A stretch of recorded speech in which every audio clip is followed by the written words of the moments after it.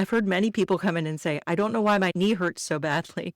And I asked them what they did, and they said, well, I vacuumed the whole house. I had to do it all at once. I couldn't just do one room. Are you ready to get back to the activities you love after knee replacement? Well, we're here to talk about what really works. The Total Knee Success Podcast is your trusted guide before and after total knee replacement. Here you'll find practical tips and evidence-based strategies, not personal medical advice, just education, all to help you manage pain, rebuild mobility, and get back to living the life you love. Let's dive in. Okay, we're back. Welcome back to the Total Knee Success Podcast.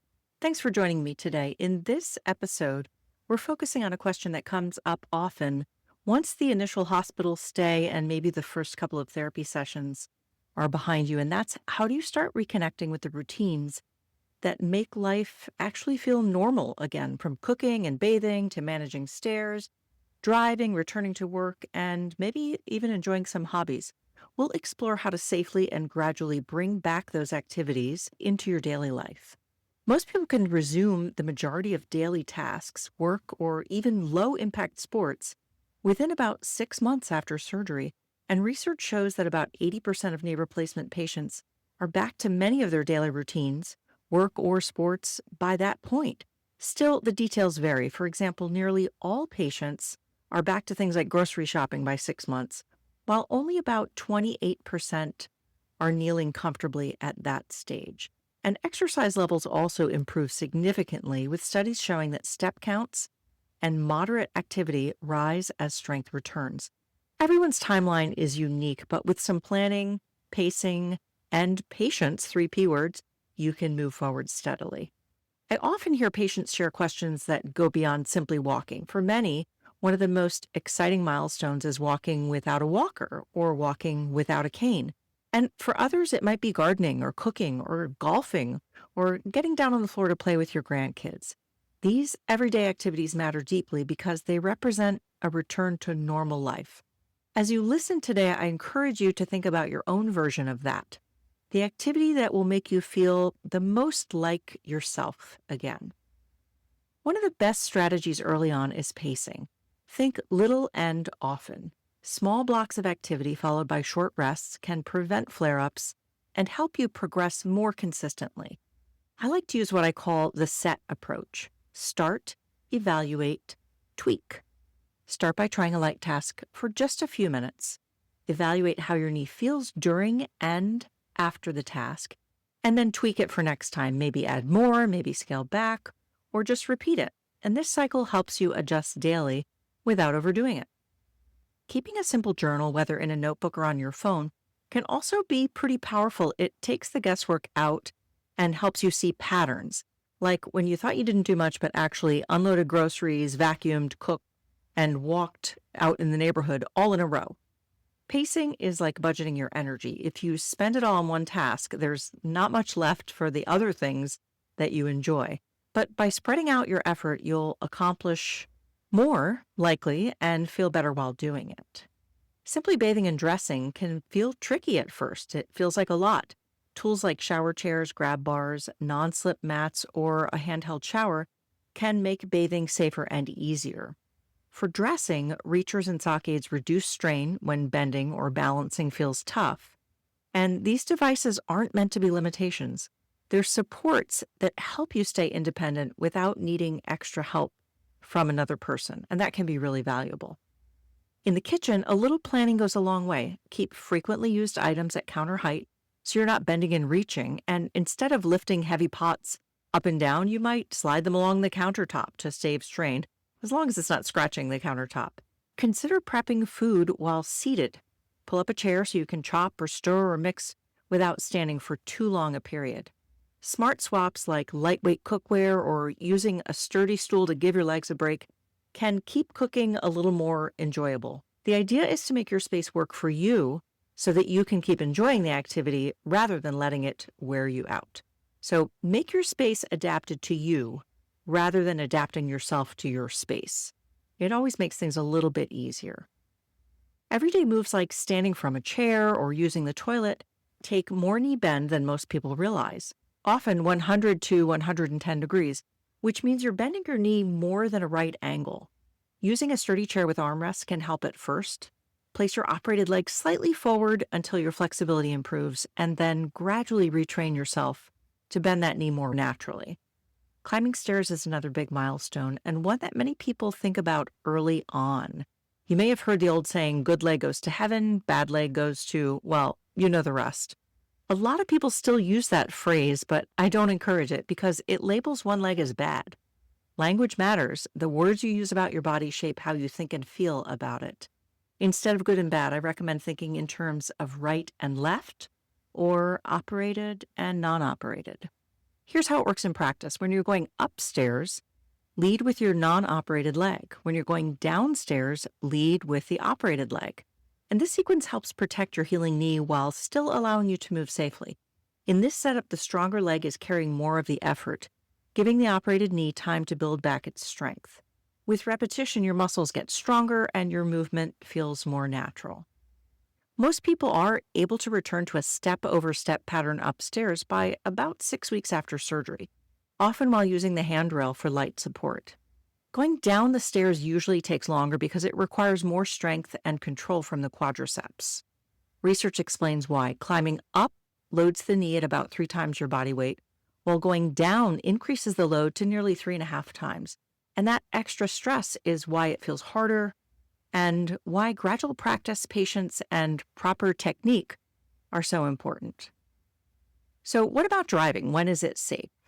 Getting back behind the wheel is a big step. You'll need to have good brake reaction time, to be off sedating pain medications, and to feel steady getting in and out of the car.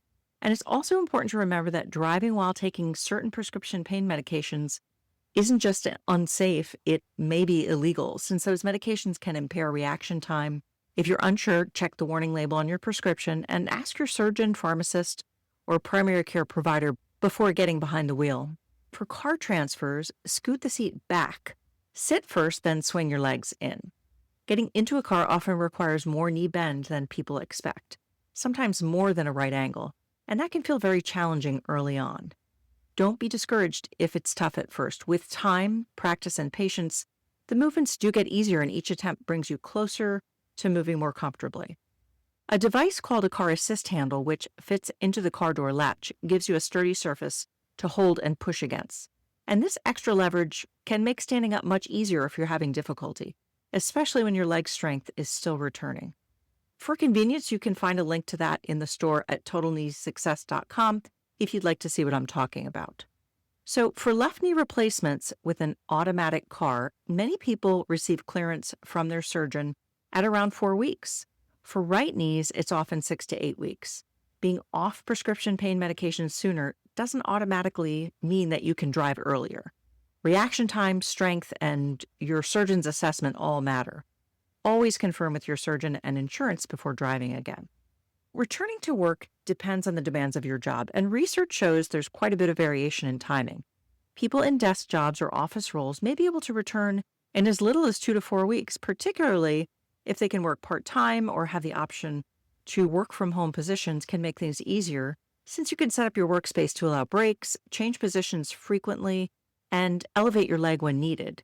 The key is not sitting too long at a stretch. Most people do best by taking a short walk or stretch break at least every 30 to 45 minutes. And if your job allows light duty, such as computer work or tasks with minimal physical demand, you may return earlier than someone whose role involves prolonged standing, heavy lifting, or even climbing. Physical jobs, such as those in construction, healthcare, and manufacturing, and those are just a few examples, they typically require longer recovery times. Research suggests that it may take 8 to 12 weeks and sometimes longer before people in highly physical roles can return safely. And in those cases, easing back gradually with modified duties or even a shorter shift at first often leads to better success. Flexible return-to-work plans are important, and studies have found that when employers and employees collaborate on a staged plan, starting with reduced hours, lighter tasks, or work-from-home days, then the transition is smoother and more sustainable. Having open communication with your employer and your care team makes a big difference in long-term success. For chores and hobbies, start small and think about building in layers. For example, instead of unloading a full trunk of groceries, bring in just a few bags at a time. With laundry, fold clothes at the table while seated before moving on to carrying baskets. When vacuuming, try just one room at first before tackling the whole house. I've heard many people come in and say, I don't know why my knee hurts so badly. And I asked them what they did, and they said, well, I vacuumed the whole house. I had to do it all at once. I couldn't just do one room. I understand it can be harder to only do one room if you see that the whole house needs to be vacuumed. But, what you do and taking responsibility for your own actions is extremely important. In the kitchen, you might start with a simple meal prep like making a sandwich or chopping vegetables, and then work up to cooking a full dinner on your feet. Little bits at a time. For outdoor work, light gardening with long-handled tools or raised beds might be possible earlier than you'd expect. You can begin with watering, deadheading, or harvesting herbs, just some smaller, short, and simple tasks before you add anything heavier like digging or planting in the ground. If kneeling is still uncomfortable, stay upright and use the tools with longer handles. And a kneeling pad can come in handy when the joint feels ready. For hobbies like woodworking or golf, think of that set approach. Start with very short sessions that are easy to control, and then moving into longer sessions with larger movements. Evaluate how your knee feels during the activity later that day and the next morning, especially for swelling, stiffness, or a noticeable uptick in soreness, and then tweak based on that feedback that you've given to yourself. Add a little more time, keep it the same, or scale back if you felt like it was too much for your knee. Many people find it helpful to just add a small piece each time, a few more minutes, a few extra putts, and to bring in rest so that the knee doesn't get overloaded.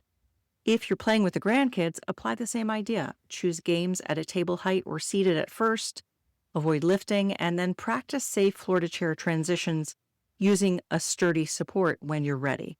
And this gentle layering lets your knee adapt while you keep doing the things you enjoy. And that quick set check-in helps you progress steadily without pushing yourself too far. And a lot of people have asked me, will I ever kneel again? And it's easy to understand why, because being able to kneel again feels like it unlocks so many daily activities: gardening, housework, prayer, or playing with the grandkids on the floor.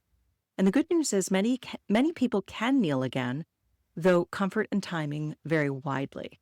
Studies show anywhere from 12 to 90% of people regain some kneeling ability, and one study found about 70% were kneeling again by the 1-year mark. But kneeling initially can be pretty uncomfortable. If you're not there yet, it doesn't mean you're failing. Timelines vary widely. Be kind to yourself and keep practicing at a pace that your knee tolerates. And if you're unsure whether kneeling is right for you or you have specific precautions, ask your surgeon for guidance.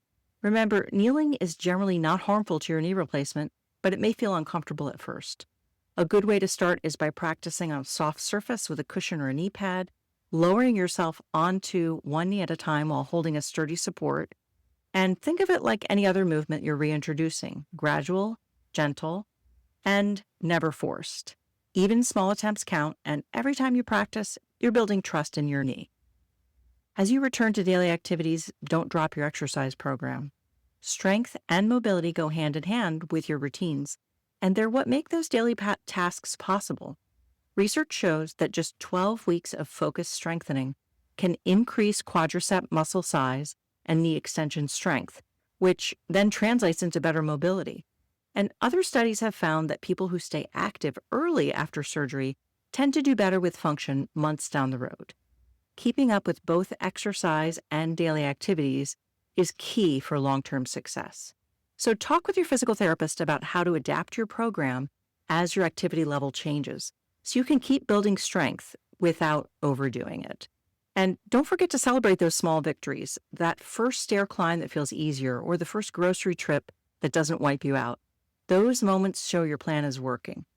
And before we wrap up, it's also important to know the signs that mean it's time to get professional help, which means watching for warning signs: sudden sharp pain that doesn't ease, new redness or drainage from your incision, swelling that builds day after day, a fall, or a new instability. Those are reasons to call your care team right away. So here's today's recap. Pace your day with the set approach. Adapt your home tasks with small tools and smart setups. Take stairs step by step, and remember the difference between up and down, going up with the non-operated first and down with the operated leg first. Before driving again, be sure you have clearance from your surgeon, and you can react quickly on the brakes, and you're off all those prescription pain medications that may interfere with safe operation of your vehicle.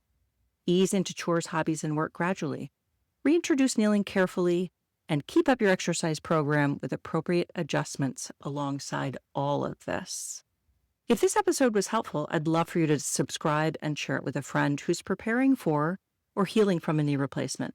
And don't forget to visit totalkneesuccess.com for helpful resources and links to some of the tools mentioned today. In our next episode, episode 8, we'll explore why some pain lingers beyond those first weeks, what's typical, what's not, and when it's time to check in with your surgeon. And a quick reminder, I'd love to hear your questions for future Q&A episodes. Head over to totalkneesuccess.com and send them in. I can't give individual medical advice, but I'd be happy to answer general questions with research-based education in future shows. And thanks for listening. I'll see you next time. This podcast is for educational purposes only. Visit totalkneesuccess.com for more resources. Follow the show and share it with a friend. Your total knee success is already in motion.